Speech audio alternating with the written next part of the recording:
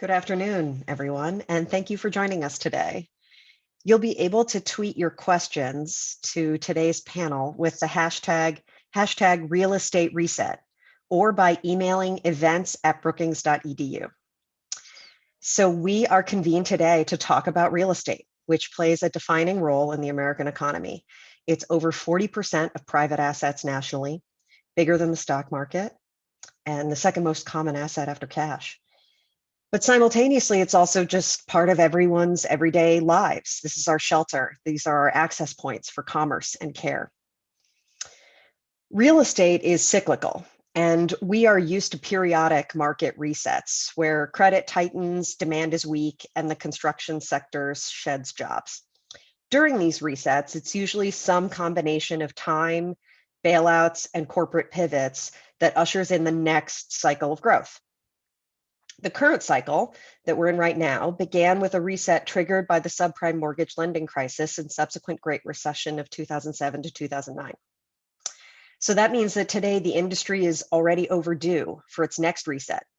But this one is different. In our recent research, which you can find linked under the phrase recent research on the page for this event, we documented 5 converging and disruptive trends, many of which have been exacerbated by the pandemic. The 5 trends are persistent segregation by race and income, America's ongoing demographic transformation, destabilized regional housing markets, the future of work, and disruptions to the retail ecosystem. These trends mean that a real estate system that is deeply entrenched in and beholden to financial, legal, and professional institutional frameworks that pick winners and losers based on an assumption that risk in the future can be best and fairly predicted by the past will remain vulnerable to disruption and calamity. Today, we're going to talk about how innovative, successful, intersectional real estate professionals interpret these trends with an incredible panel of such experts. And here to get us started is Representative Dan Kildee. Congressman Kildee was born and raised in Flint, Michigan, and he serves the area today in the U.S. House of Representatives. However, in between his childhood and his congressional service, he founded Michigan's first land bank, the Genesee County Land Bank, which is responsible for tens of millions of dollars in redevelopment in Flint and is a national model. He also co-founded and served as the president of the Center for Community Progress, which is a national nonprofit that serves as a resource for urban, suburban, and rural communities seeking to address the full cycle of property revitalization, where vacant, abandoned, and deteriorated properties are transformed into assets for neighbors and neighborhoods. He still lives in Flint, so an alternative hashtag for today's event can be #StayFlinty. And with that, I'm going to hand it over to Representative Kildee for some opening remarks. Well, thank you, Tracy, for hosting this and for inviting me to be a part of it. And thank you for everybody at Brookings for the great work you do. My work that you point to actually started with some conversations at Brookings many years ago with Jennifer Vey and quite a few of the other folks who are involved. So thanks for including me. This is really an important conversation, especially right now, because as a policymaker, obviously we want to be informed by the best thinking. A concern I have, having come from the field, is to understand what's taking place out there. And you've done a good job of identifying those trends that we had better consider as we try to frame the response to the current crisis that we're facing right now. Because I think what we are becoming to understand about this current moment, about the COVID pandemic and its effect on community, and by extension on the real estate market, is that it is exacerbating some of the most negative aspects of inequity in the market and accelerating many of the trends that we have seen coming, but due to the dramatic changes in our lives that have been precipitated by this pandemic, have been accelerated. So I think, to sort of lay the groundwork, my biggest concern and my biggest caution that I'm trying to offer, and this is particularly true of the way Congress and this administration structures its response, is to resist the temptation to subsidize irrational resistance to these trends, the positive trends or the trends that we can't really control, changes in family demographic, changes in retail, changes in the office environment, and attack the inequities that we see. And so it requires us, I think, to really have a more thoughtful approach and not simply subsidize resistance to some of the trends that are natural functions of a changing society that we better understand. Otherwise, we're going to spend a lot of money and not have much of an effect. I think one of the things that you mentioned my work back in my hometown, here in my hometown of Flint, and the development of the land bank concept. The notion really came to us because of the need to rationalize a marketplace, a real estate marketplace that was really not functional given the constraints and the sort of paradigm that we were working in. We had a city that had lost a lot of population. So we saw many of the same trends that are taking place right now in a broader sense. The notion behind the land bank is something that I think we can learn something from now. And that is to not only get control of the problem, but to the extent possible, try to take control of some of the land, try to take control and make decisions about the reuse of our built environment and of our landscape in a way that contemplates not just the transactional value of real estate as a commodity, but the effect that those decisions have on the entire community and on the entire region. And this really, I think, gets to, the core of the problem. And we know, as you mentioned, 40% of American investment is in real estate. But I think the difficulty that we have is that for a great segment of the players in the real estate market, real estate is treated as any other commodity, something whose value is measured by its monetary value at the point of transaction or at the cash flow that it might generate. And of course, as we know, real estate is not a commodity like any other because it's the place in which we live. It's the place where we conduct our lives. It's where we work. It's where we spend time. It is literally the earth. It's the planet. It's what we are. And so understanding these drivers and understanding that we can't simply address what is changing in the real estate market by thinking about it only in market terms, I think is really critical. I am of the view that some of the lessons that we've learned in the urban land reform movement are going to be important to utilize as we move forward.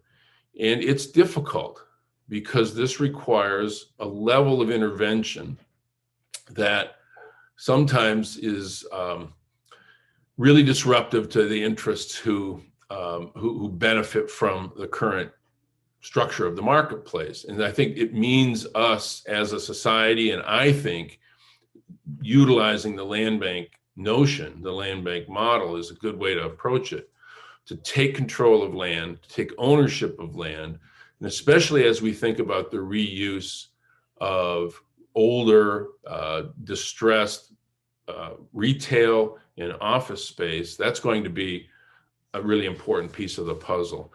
I'm really anxious to get into the conversation, and I'll hang out and participate in the discussion. But there's one more point that I want to make.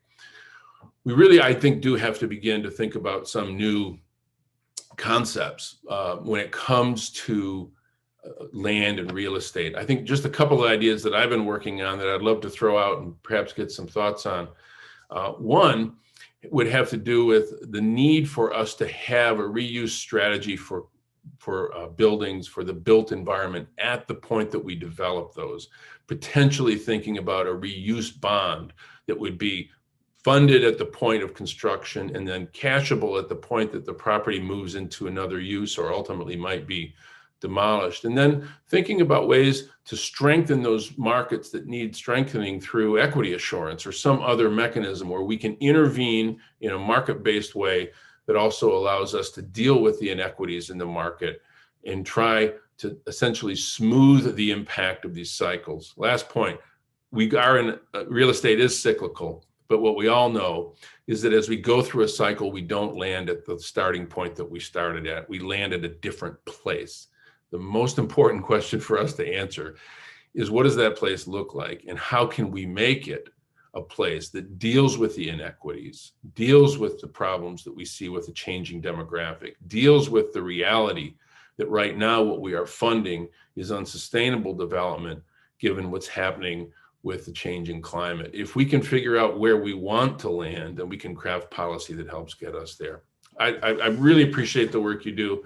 I know that's a bit of a rant to tee things up, and I'll hang out and see what questions come up. Thank you. Thank you so much, Representative Kildee, for those remarks. And that's a great start for our conversation today. Now I'll introduce the rest of our panel for today. I'm incredibly excited that here with us, we have Calvin Gladney, who is the president and CEO of Smart Growth America, who is our partner in this recent research. Prior to joining Smart Growth America, he was a managing partner of Mosaic Urban Partners, a real estate development and advisory services firm. And before that, vice president of the Anacostia Waterfront Corporation, a DC quasi-public real estate corporation where he assisted the CEO with the management of the corporation and was the project manager for a master plan mixed-use redevelopment of 67 acres of city land. Calvin also previously served as the general counsel and transactions manager at Bridge Housing Corporation, which is a private developer in San Francisco, California. We are also honored to be joined by Majora Carter. You may know her from her TED Talk, Greening the Ghetto, or as a member of the class of 2005 MacArthur Foundation Genius Grantees. But she is the founder of Sustainable South Bronx, where she played a pivotal role in the development of Hunts Point Riverside Park and the Bronx River Greenway. Today, she is a real estate entrepreneur and consultant behind enterprises like Boogie Down Grind, a hip-hop themed coffee and craft beer spot that launched with an accessible local investment option, and Startup Box, a social enterprise that connects South Bronx residents to jobs in the tech industry through QA subcontracting. And last but not least, we have Scott Smith. He is the chief executive of the Valley Metro Regional Public Transportation Authority, the regional system serving the Phoenix metro area. Prior to leading Valley Metro, he was the mayor of the city of Mesa for 6 years. And before that, had a 13-year, very successful career as a home builder in the region. His decades of experience with the view from the private and public sectors, and as a home builder and transportation infrastructure builder and operator, add up to a very unique intersectional vantage point for insight into trends in real estate. So with this group, let's get started. In our framing essay, we wrote that the real estate industry is deeply entrenched in or beholden to financial, legal, and professional institutional frameworks that pick winners and losers to the detriment of the greater American society. Speaking from each of your own personal experience with the industry and the communities you've worked in, what does that sentence mean to you? And happy to throw it wide open here, but Calvin, would you like to jump in first? Sure. And folks, feel free to chime in, disagree, and the like.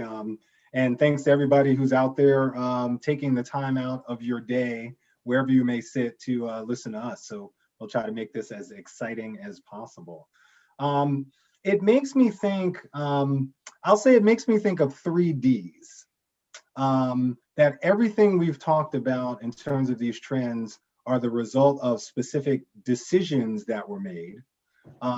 Secondly, a lot of those decisions were made on a racial basis back in the day.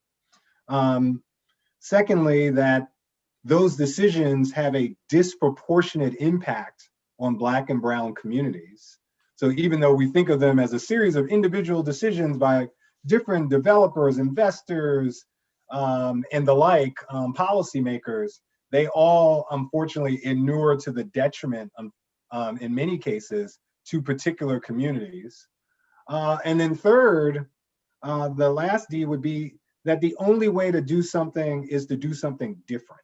That we actually need to be clear-eyed on the history, clear-eyed on the disproportionate effects, and then clear-eyed that we can't in some ways just build back better. We actually have to build back differently. And to do that requires doing a number of things differently, including allowing the systemic effects to just be an aggregate of a series of individual real estate investor and developer decisions. So long as we allow the industry and the outcomes to be that, we're going to get the same results. I saw some head nods coming from Representative Kildee and Ms. Carter. Who would like to jump in next? Oh, sorry.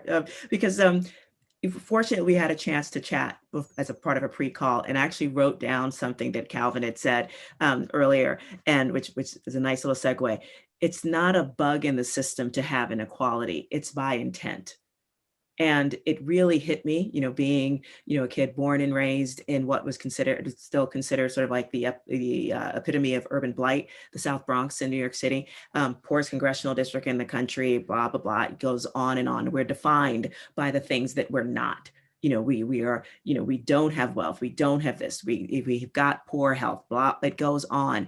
And so when I think of that question, I think, yes, it was by design, and it will also be by design in terms of how we can continue to work to create the kind of communities that we don't have to move out of in order to live in a better one. To me, that is literally a call to action to create the kind of approach to real estate development that looks at our communities for the talent that was born and raised in it and wants to figure out ways to retain that talent, to use real estate development as a way to socially, environmentally, and economically transform our communities from the inside out. That's what that says to me. We were a part of breaking it, but guess what? We can also be a part of fixing it again from the inside out. Scott, what do you think? Well, when I look at that, I look at a statement that's based in our history, reality, in the world that I lived in, both in the private and the public sector. I ran up against those things all the time. But I also think that it in some ways maybe oversimplifies the issues, because real estate is incredibly complex. When we talk about the real estate industry, for example, it's not a homogeneous industry. A developer that would develop in the South Bronx, for example, in Majora's neighborhood, is vastly different than a suburban tract home builder in Phoenix, Arizona. The financial situation is different. Everything is different, and I think we need to recognize that while we can have the same goals, that there are different things that affect decisions that are made. And I like what Representative Kildee said when he mentioned that the market can't solve problems, but we can't ignore and deny the impact and the effect of market. We have to, you cannot force people to act in a certain way. I look at, for example, your cities. I think one of the greatest failures in policy was urban renewal in the 50s, 60s, as we tried to force development and real estate policies on the urban core, and no one did. Now we look at that in 2021, and unless you were born back then, you don't realize that people actually didn't want to live in the middle of the city then. It was a combination of policies and the market reaction, where people actually realized that living in a vibrant neighborhood in an urban core is a good thing. And it was the combination of policy and the market that drove that change. So if we're going to approach anything, we have to respect the market. I know one of the things, maybe you don't see this, but in the West especially, I remember back in the 90s, one of the big things was going back to mid-rise and high-rise development and putting street-level retail. And that became a requirement of every zoning case for any multifamily high density that was sort of urban in nature. And for the last 20 years, every city in the West and the South required street-level retail. If you go past those buildings now, there's a 90% vacancy rate because nobody wanted to do. I mean, it sounded great on paper. It was what people remembered when they grew up in cities, but it didn't work because the market wouldn't accept it. So I liked what Representative Kildee said about how you can't rely on the market. This is a high risk, high reward industry, and that attracts people that like high risk, high reward. That is not always good. On the other hand, it's because it takes such an intense allocation of capital, people aren't going to invest, and government should invest capital in places where people don't want to go and in uses that people don't want to have. That's, I think, our biggest challenge, is figuring out what those answers are and how to balance that. and get that sweet spot. We've seen places where it's worked. We've seen places where it hasn't. Yeah, if I could just chime in and add one thing, I think it's a really important conversation because we talk about the market, and I appreciate these comments. The truth of the matter is there is no pure free market. You know, it just doesn't exist in real estate, and it doesn't exist really in virtually every aspect of our economy. So we have, when we think about the market, we know there is certain momentum in a market, but we know that that momentum is partly derived sort of organically, but largely derived by the way we structure subsidies, explicit or implicit subsidies. And the racial inequity, I think, is largely driven by the fact that in explicit and in implicit subsidies, we heavily subsidize suburban and whiter communities, if you want to just get right to the nub of it all. And then we blame weaker markets, which are often populated by people of color, for the conditions that the subsidy structure has created. And I think about this in the context of one unavoidable piece of this, and that is the level of public service provided in a community is one of the variables that affects the attractiveness and the value of real estate.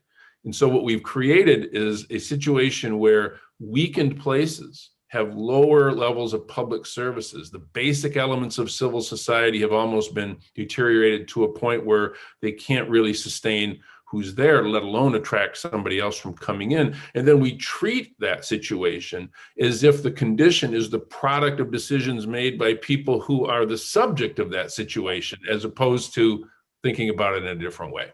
Right. And if we talk about the way real estate development actually works, okay, and because in those same areas where, poor Black and Indigenous people of color are blamed for the conditions in which they live, there's also places real estate developers make a lot of money in those places because of the subsidies for building the kind of very low income housing, et cetera. That's all. People like those developers are not doing it because they like poor people. They're doing it because they're making a good amount of money. So actually, I'm gonna push it back a little bit on you, Scott, because with regard to like the types of real estate developers in terms of where they're working geographically, yeah, that's different. But if you really look at who are real estate developers that are actually making the deals, they're mostly white men, especially in communities like mine. I mean, or in New York City. I mean, it's the same 12 white guys, if I could be blunt about it. And everybody from our mayor on down is just like, they see absolutely nothing wrong with it, despite the fact that there's all sorts of studies about, you want diversity and everything is better if you've got it in terms of innovation. Real estate development would actually work that way as well. But the bottom line is, I think also because of the way the subsidies are actually produced, people in communities like ours, and the fact there isn't access to capital in the same way that it is even for people like me who are working to be real estate developers and who may have great ideas, no one looks at us seriously. And that, I think, literally helps degrade the fabric of America where there is no innovation in terms of looking at our communities, in particular low status ones, as places that actually could thrive if we, one, invested in them the same kind of way and invested in a different type of real estate developer that might do much more sensitive development that doesn't just concentrate poverty based on the subsidy programs that are just rampant there. And if then because we're concentrating poverty, we're also concentrating low health education, low health education, people involved in the justice system. And then we wonder why those communities don't get any better. And it's like we've set up those conditions. And I'm just astonished that we're still having this conversation. So, sorry, this reminds me, just referencing back our conversation on the pre-call, thinking about something else that you said, Majora. I found this Martin Luther King quote that I want to run by you guys and get some reactions to. So Martin Luther King said, "We have fought long and hard for integration, as I believe we should have, and I know we will win. But I've come to believe we're integrating into a burning house." Oh, I'd love to hear a little bit more from you guys about what that quote means to you, because here we are, several generations after the civil rights era, and we've made very little progress on integrating our neighborhoods. I want to hear about do policymakers in the industry have any responsibility in dismantling spatial segregation? And what are the policy and practice barriers to doing so? I'll jump in just on the responsibility point. Those who have been the beneficiaries of these long-term subsidies that we've just discussed, therefore also need to be part of the responsible and accountable parties to undo that same very system.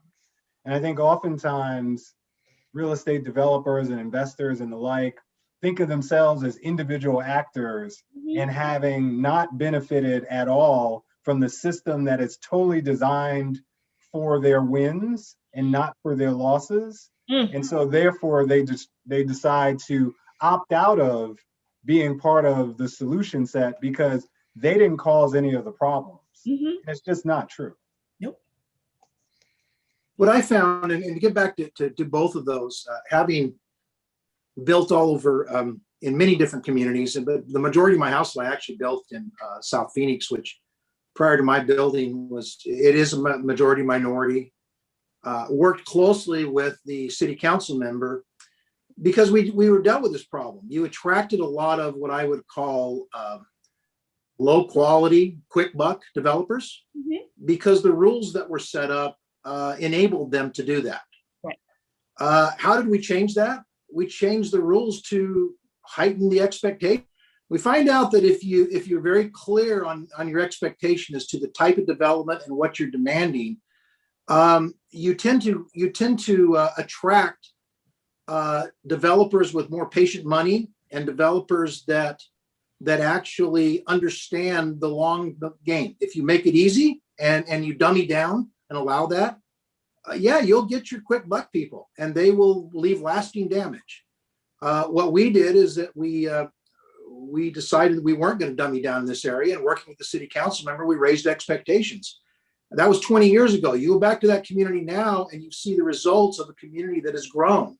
You see quality development, not bad development, and you see fly-by-night, take it and run developers that don't go there.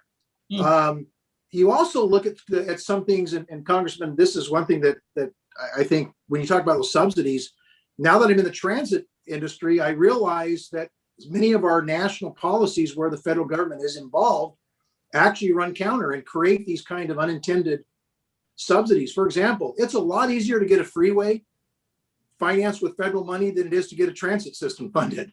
Right. I can't tell you what it's like getting a grant to extend a light rail. It is a lot easier. I look at my highway partners and say, wow, I wish I had it that easy, but it's not. Because transit has historically been viewed as a local initiative, whereas a freeway is, of course, part of a national initiative. Well, that right there, if you're going to extend freeways, we all know what happens. So you extend a freeway and all of a sudden the housing goes further away because you have subsidized that sprawl. Things like that really raising standards, but then also recognizing that our communities are all interconnected and we can eliminate some of the basic subsidies by encouraging things such as making more money and easier money to develop transit that will help build and develop the infrastructure into the urban areas, which has been neglected for so long, but also make some of our longer term goals and just spreading urban subdivisions further and further out. This is a really, I think, important point to sort of emphasize something I maybe didn't make clear, and it has to do with this notion of subsidy. I talk about explicit and implicit subsidy. We need to really have an honest conversation about the effect of all the forms of subsidy that support development. Are we supporting the relocation of wealth and economic activity from the place where it was born to a place that it can escape to? Or are we subsidizing our values? And I don't think we subsidize our values very well. I'll give, and the example, Scott, that you used is one that I'll take to another level, because you mentioned a highway or a highway interchange. Happens every year. We subsidize a magnet for development, a magnet for wealth to move from a community that is struggling to a place that is green and clean and cool.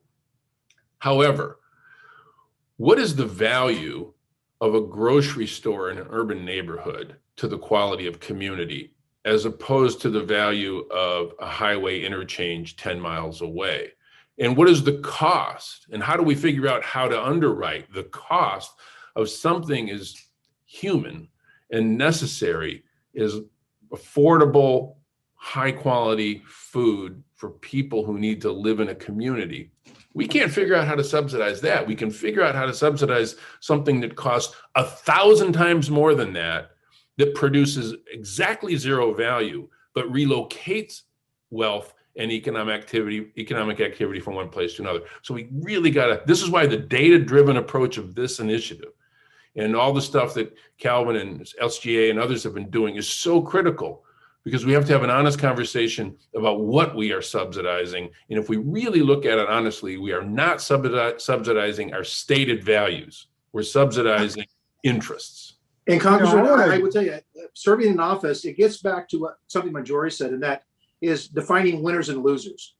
What I found is that all too often we define winners and losers as individual on a transactional basis. And so, for example, if we somehow create a situation for that grocery store to go into the food desert in the middle of an urban community, and you support that effort, you're all winners and losers because it's an individual business.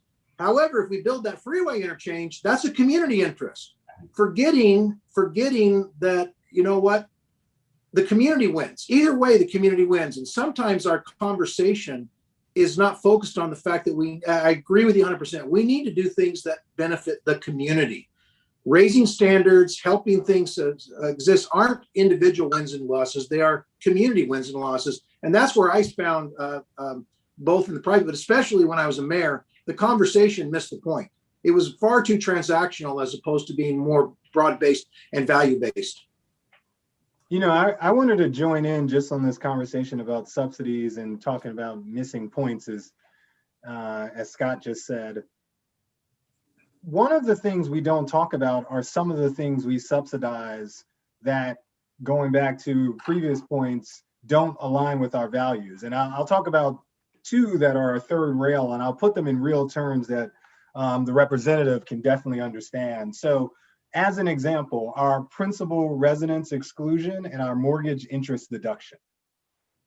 These are 100% designed for a certain set of people with a certain amount of wealth. They're mostly designed to the benefit of single family home ownership. So in a way, they are directed indirect subsidy of sprawl. And going back to what Majora said in the very beginning, if we had a system that was designed, and this is what the sort of SGA Brookings Real Estate Reset Report talks about, the segregation that is accelerated over the decades, we had a system that was designed and was implemented and executed to segregate. And we still finance and subsidize that segregation in ways that we don't talk about.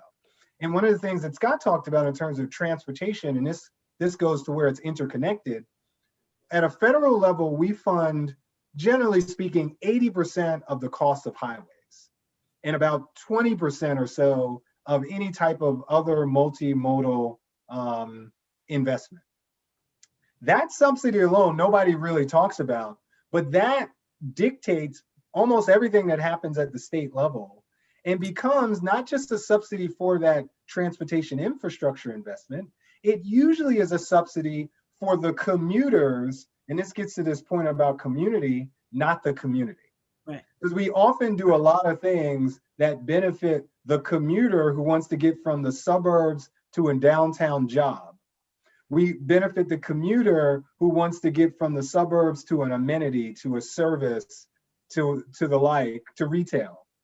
But we skip over the negative externalities that happen to that community in which they're traversing through. And if you think about all of the trends we're talking about, future work, retail, segregation, demographics, markets, almost all of those are a reflection of certain communities being left out of the discussion. And all of those trends are just going to worsen the effects to those communities. Very true. I mean, if we go back to the MLK quote that Tracy suggested earlier, is it even possible to create the kind of integrated communities, racially, economically, et cetera? And you know what? Maybe not in our lifetime. And honestly, the older I get, the more I'm like, maybe that's not a big deal. I mean, it's a terrible thing, but ultimately, if our goal is to actually impact the quality of life of people that are now living with the impact of segregation and what that means on their quality of life, economically, health-wise, educationally, et cetera, that concerns me more than anything else. Not the fact that, we don't live in an integrated place. But the fact that we are not often given the opportunity to even impact on our own terms the quality of life in those communities, that's what bothers me. The fact that the wealth gap has gotten as big as it has been, and only in 2020 did it become like mainstream. People talked about it, but we all knew about it, and it's just like, how do we deal with it? But ownership rates, whether who's doing development opportunities, those type of things are the things that have bothered a lot of people for a long time. And so really the question is, how do we impact that? And I think that there's enough really interesting models out there. First of all, I love, Representative Kildee, what you have done with the land bank. And those are real examples. Are there other examples for access to capital so that we can be doing things on our own? There's some great groups out there. For example, East Bay Permanent Real Estate Collaborative out in Oakland. They're literally sort of taking the model of, sort of group of crowdsourcing real estate development amongst their community. Is it happening on a small level? Yes, but is it happening? It's happening. And Jumpstart Germantown, a white commercial developer was just like, how do we support, basically because he was really interested in other people doing residential development, because it's also supported his. I mean, he also is a really nice guy too, kind of like you, Scott. You've been, I want to be real. I'm a nice guy. I really do. But, that he realized, like, look, if I can help these young Black developers who have been completely cut out of the system and access to capital by creating my own loan fund so that they can get their first deal, then guess what? The value of my own properties go up. And I do a good thing with these guys actually learning how to be developers, and our whole city benefits. There are models out there that exist. We're not making stuff up. I mean, there are people on this call, all of us, who have done really incredible stuff, but it comes right down to it. Who's got access to capital? Yeah. Do the folks, whether it's the feds, whether it's philanthropy, whether it's the banks, do they trust people that look like me with it to do the work? And the chance, and honestly, most of the answer is no. I got like $5-10 for you, so I trust you. Let's do it. But seriously, You've got access to Calvin's capital. How do we make this happen? But you know what? I'll take it, because I've a whole bunch of it, and that's what we'll do. And can I have one? This might be blasphemy, but I want to say it anyway, which is, we have to build a system that's both not reliant on the Scotts of the world, the ones who have a certain moral character, a certain triple bottom line nature, a certain willingness to do the harder things. But this is where the blasphemy also comes in, Majora. We also don't want to rely on the models that you just described, because both the models and the Scotts of the world don't change the system. No. And we actually have to change the system. And this gets back to Representative Kildee's point about the markets. I don't want to rely on the markets, except that I want to create a structure that incentivizes them to do what I want them to do. And that's what we're not doing now. So as an example, we talk about Black and brown communities. Majora was talking about, well, we want to give folks the ability to do things in our neighborhoods. Well, our neighborhoods disproportionately have older buildings, disproportionately, oftentimes are maybe well located, can get to transit, but disproportionately have huge decades of disinvestment in terms of infrastructure. Well, the system right now is designed in its most accelerated form to do development in suburban areas where there's less resistance on vacant or, not, Greenfield. environmentally, contaminated land. And so, and right now, like, for example, the low-income housing tax credit, when you actually do an analysis of it, which we did, most of those developments are not happening in places near transportation because of the way, what it's willing to fund and how easy it's to get deals done. So we've proposed a number of legislative fixes to think about the system change, so I don't have to rely on Scott being a great guy or all of the individual community groups who are thinking about, who are making new models. That's yeah. I think you misunderstood me a little bit, because I don't think that it's the be all end all. But what I do honestly believe is that good projects will inform good policy, because I personally, considering we have lived through all of the policies that now dictate exactly what goes on in our communities, I am not open to watching a bunch of policymakers figure this stuff out on their own. Like, I would rather have them looking at somebody like me, at folks at EB Prec and a whole bunch, and Scott, or whoever else is doing good work, and going, why don't we try that? Because we've watched the philanthropic, the nonprofit industrial complex, and policymakers do the same stupid, crazy things all over and over again. And then we wonder why, after billions have been spent, our communities are still poverty-stricken. There's still all this racial crazy injustice going on that informs everything. And it's all based on policies, basically, that have been done based on out of their own mind. And I want to just quickly chime in here and say that I strongly agree with Majora. And we've been doing some writing about this at Brookings, about community wealth models, community ownership models, and how to scale them. I really do believe they represent a structural reform, because they're about changing the rules in terms of who benefits from development and change. And I think that's part of what has to happen in order for us to start seeing something different. And that's what Dan did when he created the Genesee County Land Trust. And that's, it's just one example. There are many other models. I don't think we're disagreeing, by the way. I was just saying, let's not think of them as models. Let's think of them as the new system, rather than just a case study in a report. If I could give one example, and first of all, I think the concept of value capture is important, that we don't utilize enough, where these direct and indirect subsidies, there is a value capture component into it that invests back into the community, so we don't have people getting windfalls. But if I could just give one quick example, something that I'm sort of proud of, because I had a part of it. When I was mayor in downtown Mesa, Arizona, by the way, Mesa is a city of over 500,000. It's a big city, but it's a big suburb. But we had the same effect. Our downtown, our central city core had become a donut of underdevelopment. As a matter of fact, there had not been a single new residential home permit issued in 30 years in downtown Mesa. And we were having light rail extended through our downtown, and we tried to figure out what can we do to get people to move into our downtown, but to get the right mix. So we created a community, a neighborhood again.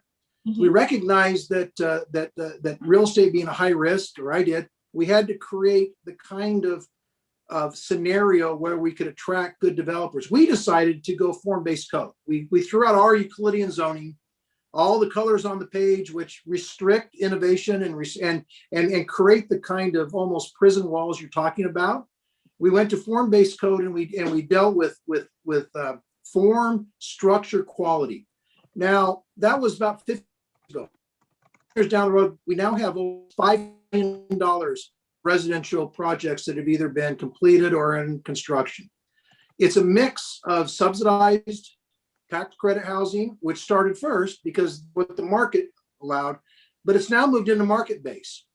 I will challenge you, if you're ever in Mesa, Arizona, drive down the street and tell me which one is a tax credit subsidized and which one's market rate. You cannot tell the difference, because we focused on quality, we set standards, we attracted, and now we're building a neighborhood back again, because we have a good mix of people. It's diverse economically, it's diverse ethnically, racially, everything.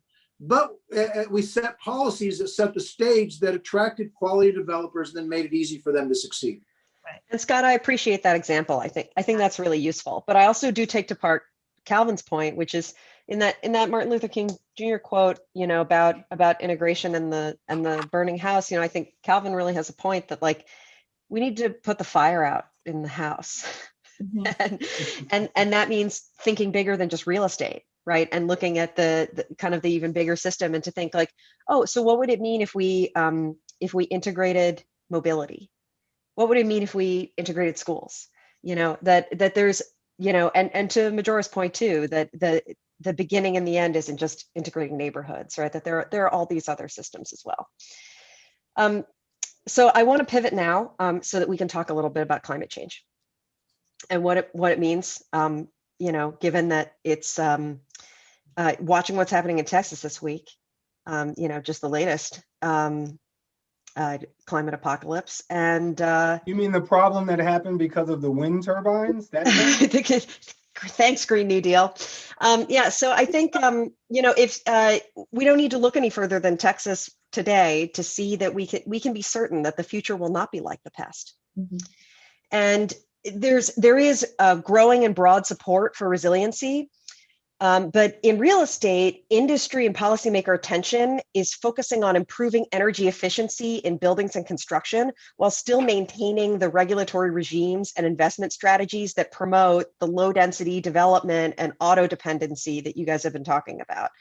Mm-hmm. So we're largely ignoring our growing exposure to a climate crisis that we're already seeing is putting millions of residents and businesses at greater risk, and we're potentially going to be starting to look at massive loss of assets and value that's going to be too expensive for any government supported intervention or bailout. The idea that just like enormous chunks of urban form throughout the Sun Belt, for example, could be functionally obsolete. But so given what we know and that we're watching this happen on TV, how is this happening? Why isn't anyone doing anything about it? What do we do? I can start. One of the reasons this is happening is because we don't bake in the full cost of doing what folks are doing now. We don't have the value of real estate. Think about the negative externalities, the insurance risks, the weather-related risks, the climate change-related risks of the location of those properties. Basically, we, as an industry, are not, in terms of valuations, transactions, ability to get insurance, ability to get some of these subsidies, or said differently, investments. None of that is baked in. Now, I'll say that to say we have to do two things, though. We not only have to bake in all of these things, but we again have to lift up and remember the history and people. Because let's go to New Orleans for a second. Yep. And think about Black people, decades and decades and decades of time being forced to live in certain neighborhoods. And at the time, they were forced to live in neighborhoods that are all around the levees and next to these bodies of water. They were forced there. They were not allowed to live elsewhere. They couldn't get, mortgages. They weren't rented to. So they were put in these areas. So if we're going to bake in the risks, the valuation challenges and the like of climate change, and insurance companies and alike are already thinking about this, we have to also remember that systemically Black and brown people are also placed in the same, right in the direction of the moving train. And so we have to simultaneously say, we can't have all of this inure to the detriment of, as an example, a New Orleans homeowner who suddenly we're like, oh, well, we should bake it into the insurance and the value of homes. And it's like, I had to live in this home. And now you're telling me my home is worth 50% less and I can't get insurance. Well, the only reason I'm here is because you forced me to be here. But I think the reason why we're here is we've not baked in the risks and the values and the issues that relate to climate change into our real estate, but we also haven't been clear-eyed about who've been put in the path of these changes as well. I think that's a really good point. Maybe because I live in the political system and in the political world, I tend to think of it this way, but the point you make is really so critical. We do not look at the long-term consequences of a lot of these choices unless we have policymakers who are trying to convince us not to do something. Right. In other words, the investment in early childhood education, we can't think about the 40-year impact. We have to think about the long-term cost that we can't ever get anybody to invest in it. But when it comes time to invest in some long-term project, we can have all the, or a tax cut, we can have all the dynamic effect of that brought into the transaction. I think a lot of what we're doing is because we are not forced to internalize the downstream economics of what we do, both the negative and the positive. And if somehow, I always thought that if somehow we could wave one magic wand and I had one choice, it would be that the decisions that we make, I'm thinking about my own institution in the Congress, that we could only measure the effect, the financial economic impact of that starting in the 10th year and going out to the 30th year, not looking at a 10-year window. We subsidize the wrong things. This really does get back to subsidy. We subsidize the wrong things because in the short term, they are transactionally beneficial to the people who are involved in those deals. Right. Right. I love that. Well, those people aren't just individuals either. Those people aren't just individuals either. They're entire communities. I mean, to get back to what you're saying, Calvin, basically the entire city of New Orleans is below sea level. So they're all in a floodplain. And yet, if you took that same approach, and this is why things don't get done and why it's not priced in, you also have to look at the entire coast of Florida, North Carolina. I mean, there's millions of people. There's been a lot of discussion as to why the federal government basically gives away floodplain insurance. And everyone agrees it's the dumbest thing we've done. And yet there's been virtually no change because there's so many interests that are personal in nature. Hurricanes. Yeah, everything. Extreme weather and events. that's the problem with an overriding policy is that we look at a single transaction. There are millions of these individual transactions, and we tend to look individually, personally, as to how it impacts us. And all of a sudden, the representative and his cohorts start hearing from all the people who live on the shores of Florida or on the river, Ohio River, wherever it is that would be impacted, and they say, not going to touch it. Keeps us from doing the things that are smart.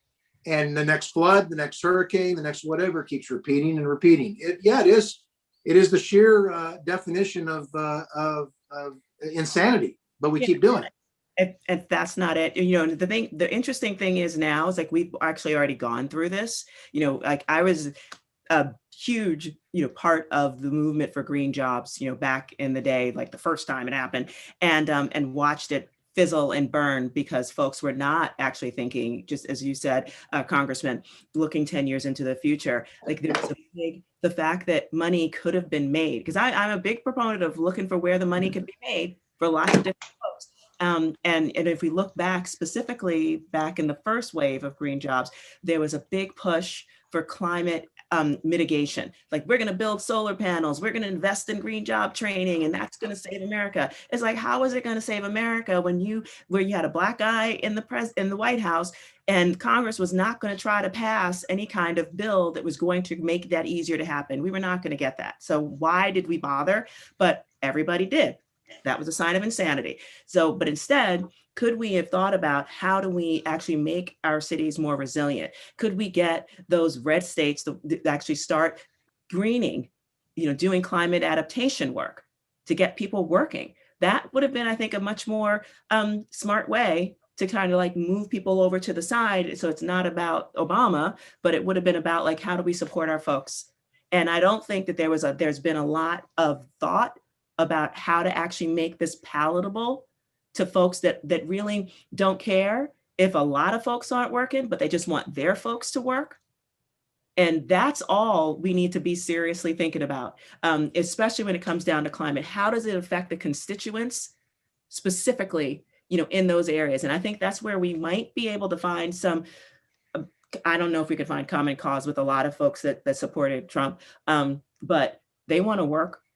Hey, Majora, I think you'd be surprised as a Republican mayor, and I was president of the U.S. Conference of Mayors, and we worked a lot on climate change. And we focused on one thing that everyone agreed on. We stayed away from the conversation as to whether we've caused it, whether you're a climate denier or whatever. We did mention, and the one word that has come up many times, that's resiliency. Everyone understands that if there's a hurricane or if there's this or that, they see it happening, or in Texas. My guess is in Texas, everyone will understand that we better prepare our energy thing for the next freeze, okay? I think if we focus more on resiliency, which is what we did as a group of bipartisan mayors, we got buy-in from our constituents. Even my conservative constituents believed in the cause of resiliency, and we stayed away from the political discussions that send everyone on climate change headed to the corners. And I think we don't do that enough, where we don't talk about the resiliency side of things. You don't have to call it. I don't care what you call it. Well, that's a good one, because everyone can see that the world is changing around us. What do we do to adapt to that? What do we do to counter the effects of that? And we found that we can find common ground that will move the needle on some pretty significant things. I mean, for example, I would hope that we can have a better discussion on flood and on flood insurance now than we could 5 years ago. And part of it is because we recognize, whether you believe in the climate is human caused or don't, doesn't matter. If they're happening more often, we need to adapt to that and find resiliency. I think we're moving in that way, where we can have more common discussions than I think we believe we can. No, I think it is possible more people are aware of the House is burning. Right. We were always there. I mean, I think that's a really important thing to note. We always had that in common. The point is, the folks that were actually having the conversations about doing it on the national level were not having those conversations. Now we need to do that. The other thing I'll sort of add to this point super quickly is, part of the conversation also needs to be about how something that benefits one group, one red state, one blue state, one person, also benefits the other. And we try to do this a lot, particularly in talking, even with Congresspeople. So for example, you're trying to fight for a rail project in, let's say, LA.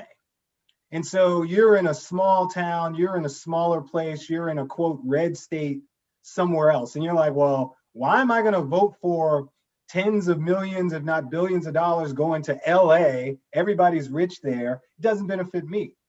The conversation we had is, hey, let's talk about the supply chain.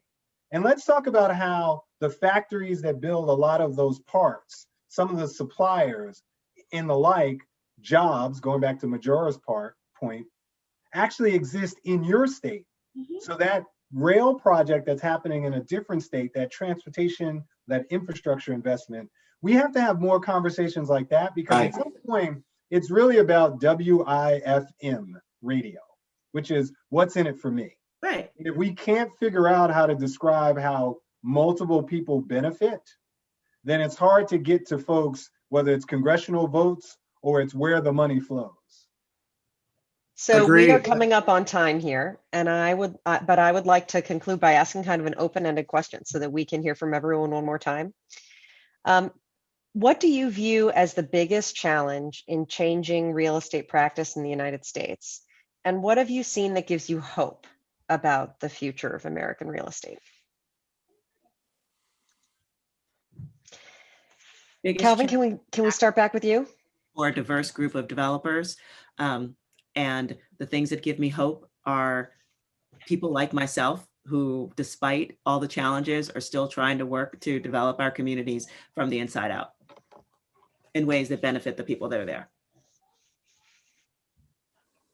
I guess I'll pick up. I think that the one thing that still continues to spare, this is across the political spectrum, NIMBYism lives. And at the end of the day, a lot of real estate is very local, it's very transactional. And that keeps us from thinking more community-based and long-term thinking. I do have hope, though, that when you look and see what's happened with the resurgence of cities, with the change that has happened, I think real positive on real estate, because I think we're trending, and this reset is well positioned, because we've done a lot of right things in the last couple of decades. Yes, we fall short, but I think we're much better positioned now than we were, let's say, in 2000, to have an across-the-board thought about how we can redefine real estate on a community-based, everybody wins. So what's in it for me? I win if we win long-term. I'll let Congressman Kildee have the last word. I'll quickly say, I think the biggest challenge is financing, investing, and subsidizing the things that we say we believe in when it comes to real estate. And right now, we just don't do that.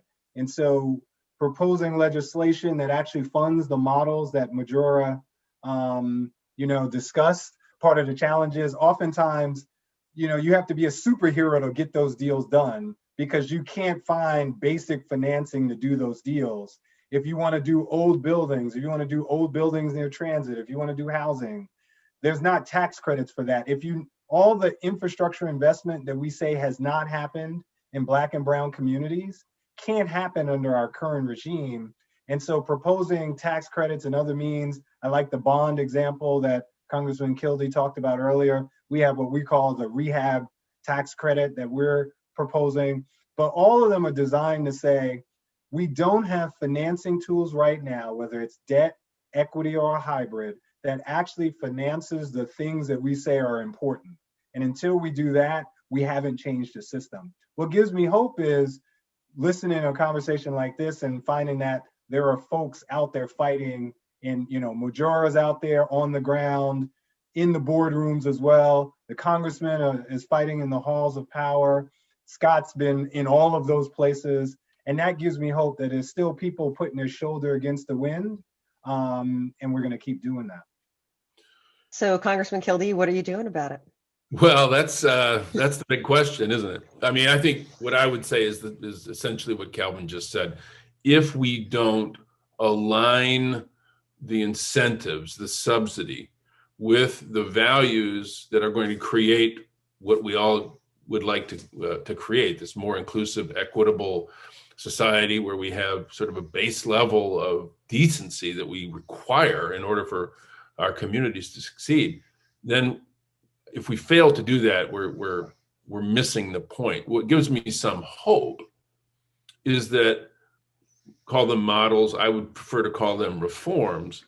Some of the reforms, and I'll speak to the one that I was involved with, the development of the land bank concept, is based exactly on that notion. I mean, this was really about creating a regional subsidy to rebuild the most distressed places. Now, did I go to everyone and sell them on that and remind them that I'm basically doing regional equity redistribution? Not everywhere, but that's what I was doing. And so it gives me some hope that models or reforms can be created that align with our values. And if we can take those models or those concepts to scale where they're no longer just experimentation, if you want to use a really loaded term, but actually a reset of the whole system, and in this case, a reset of real estate, then I think we're actually getting somewhere. Thank you for that, Congressman.